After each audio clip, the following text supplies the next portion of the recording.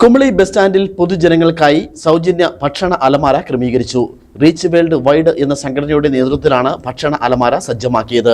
ഇതോടൊപ്പം anti drug ക്യാമ്പയിനും സംഘടിപ്പിച്ചു.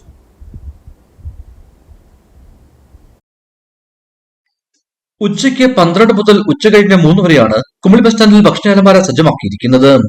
Reach world wide എന്ന സംഘടനയാണ് ഇതിന് പിന്നിൽ. ഭക്ഷണമില്ലാതെ ആരും വലരുന്ന സന്ദേശമാണ് ഇതിലൂടെ നൽകുന്നത്.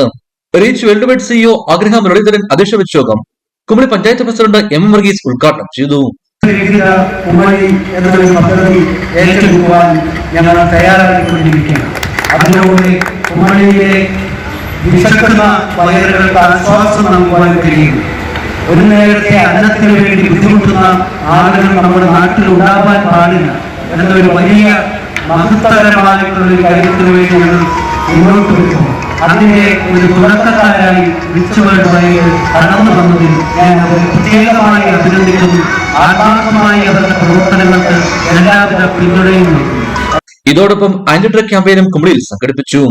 വ്യാപാരി വ്യവസായ ഏകോപന സമിതി കുമളി യൂണിറ്റ് പ്രസിഡന്റ് മജോ കരിവട്ടം മുഖ്യപ്രഭാഷണം നടത്തി. പഞ്ചായത്ത് അംഗം സന്തോഷ് ഉമ്മൻ, സംഘടനാ ഇൻചാർജ് സുനിൽ ജോസഫ്, വിവിധ ഏരിയ കോർഡിനേറ്റർമാരായ മാത്യൂസ്, എസക്കിയൽ, സിബു, മോനിച്ചൻ, അർജുൻ, അരുൺ എന്നിവരൊക്കത്തിൽ സംസാരിച്ചു. ഇടുക്കി വിഷൻ, കുമളി.